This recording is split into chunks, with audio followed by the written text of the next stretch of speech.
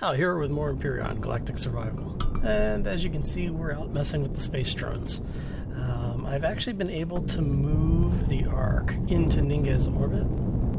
So what we need to do now is we're just clearing out the last of the respawn drones that we have to deal with, so that we can bring the ship in a little bit closer. Oops. Sounds like I just blew up something on myself here. It doesn't like coming in at an angle when you're firing the plasma. That hurt. Okay, so this one's actually a little bit more feisty than some of the other ones have been in the past.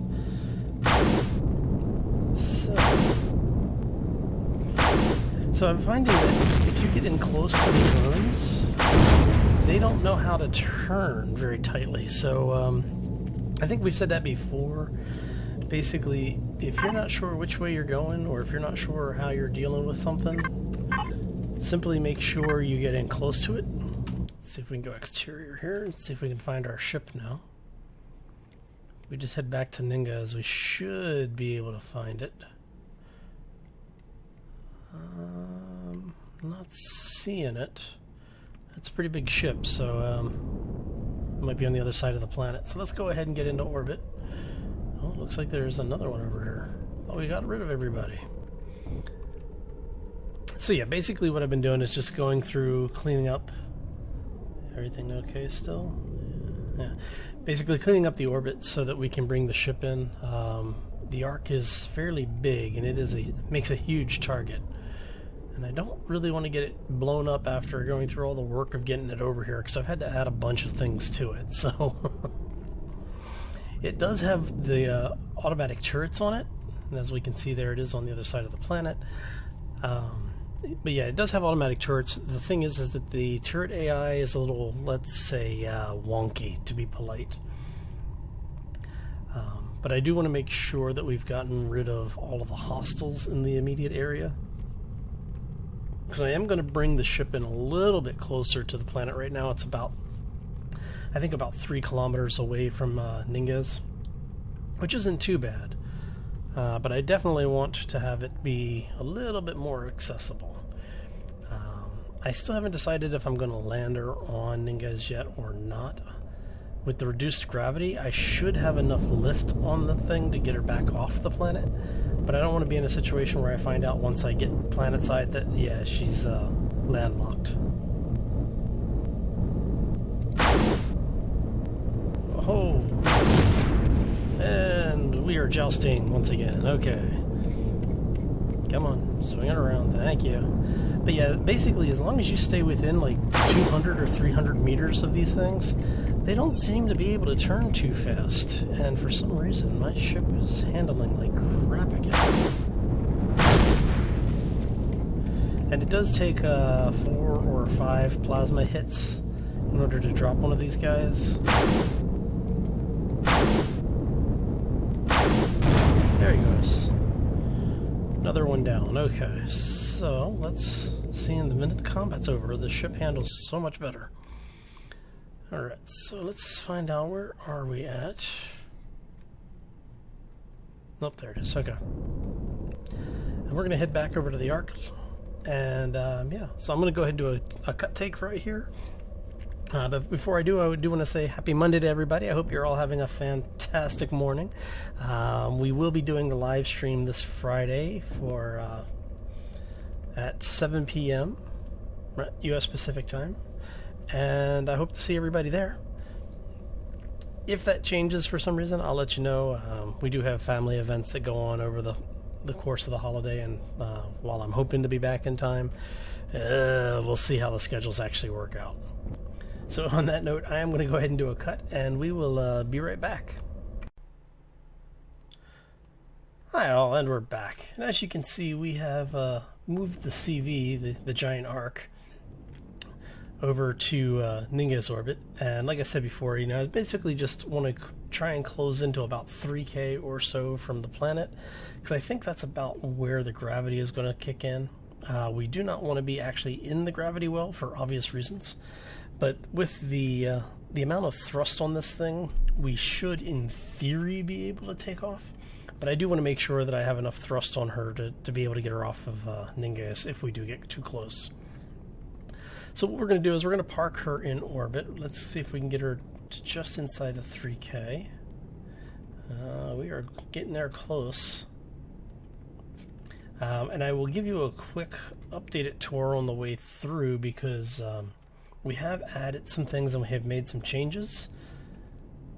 We are inside of 3K. Can we get to 2500? So the question is how close can we get before we get pulled into the gravity well? Because once we're in the gravity well, I'm going to have to throw this thing into reverse. All right. So yeah, but like I said, I'll give you an updated tour, show you what changes have been made, go over some of what some of the future plans are.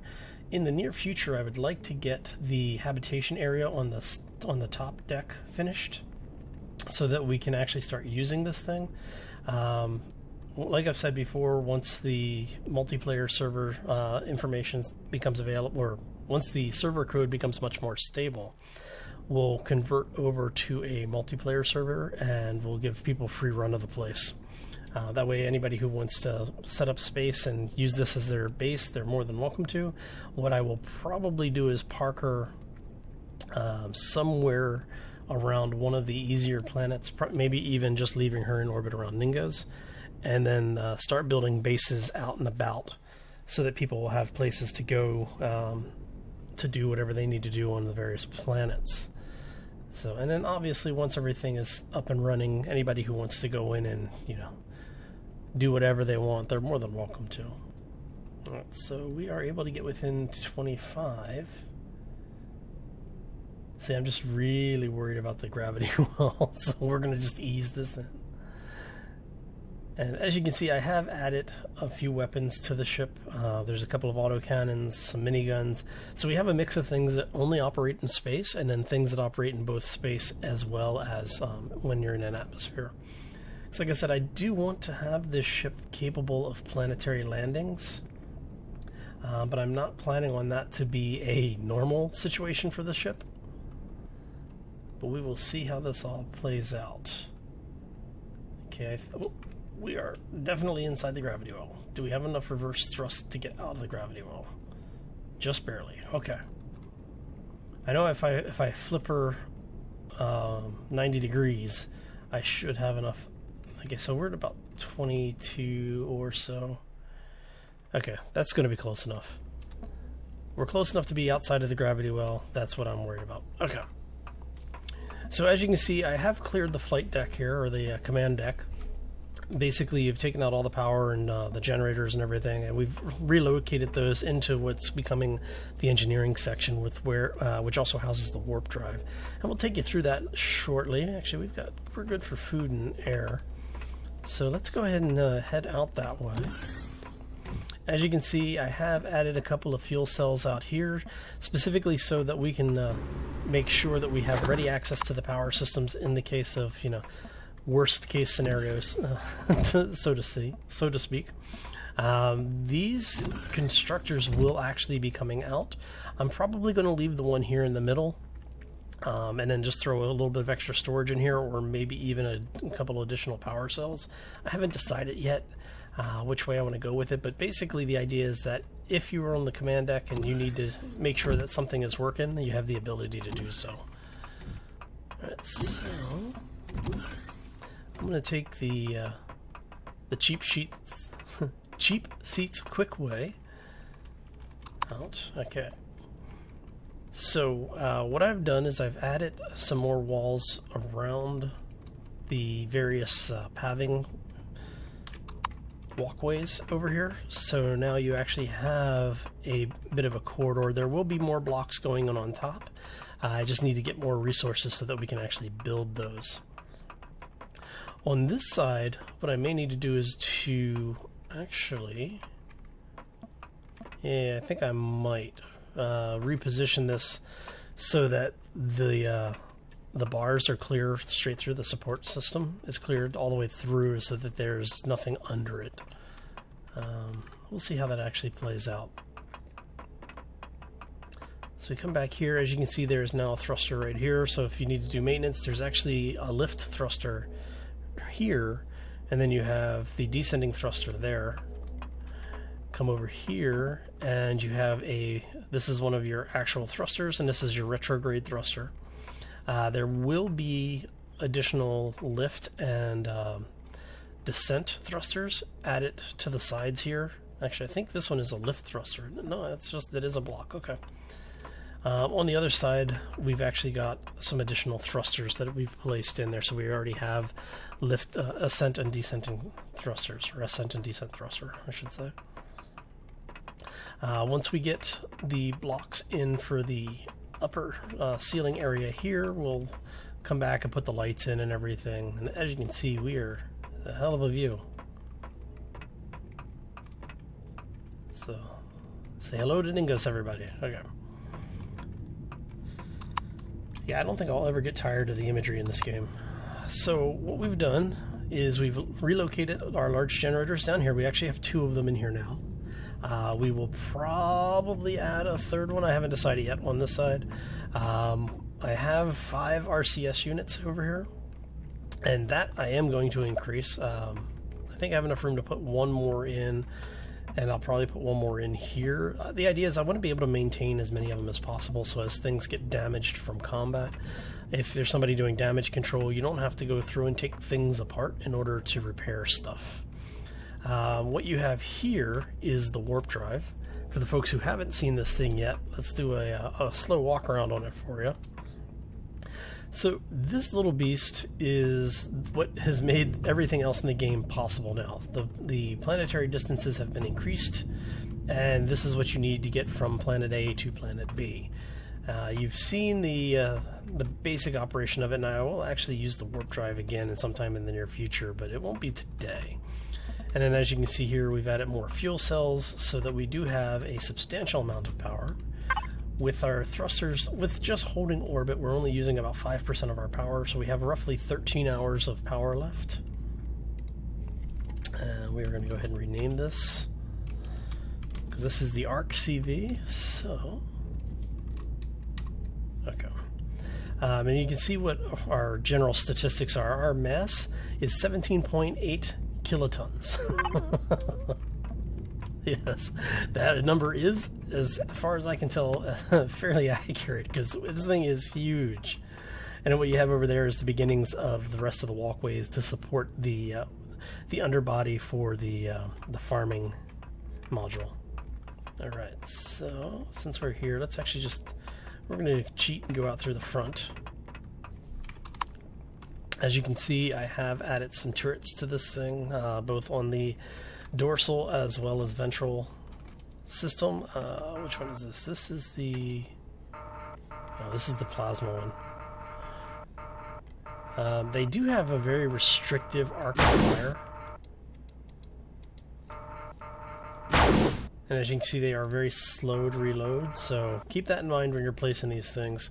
What I did is, because I'm planning on taking this thing planet side, anything that's space-based is primarily on the bottom of the ship, and then offers some support on the top as well. Things like the minigun, this operates, or the Gatling gun operates both in space as well as planet side. So anything that has a dual purpose like this will be on the ventral, or dorsal, right? Dorsal, yeah. The dorsal side of the ship, basically the top. And we do that because we want overlapping arcs of fire for weapons, but we also want the weapons that are going to be the most useful planet side to be able to fire when they are planet side. And then we have is this a flak? Yeah, this is the regular cannon. Fires as fast as you can pull the trigger. And because of the restricted firing arcs of these things, I'm probably going to have to add more, which is something I was trying not to do, but it is what it is. I have some ideas on ways to address that as well. One of the things that I'm talking about doing, or considering doing, is on the ship itself, because we are going to be having these types of bands around the ship. And I'm thinking that what I'll do is make a band here, like a waist turret band, I guess you could call it, 3 high. And what we'll do is once we have that in place, on the flats we'll put some additional cannons on it so that they have the ability to fire straight up and straight down as well. You know, just things to help defend the ship a little bit better.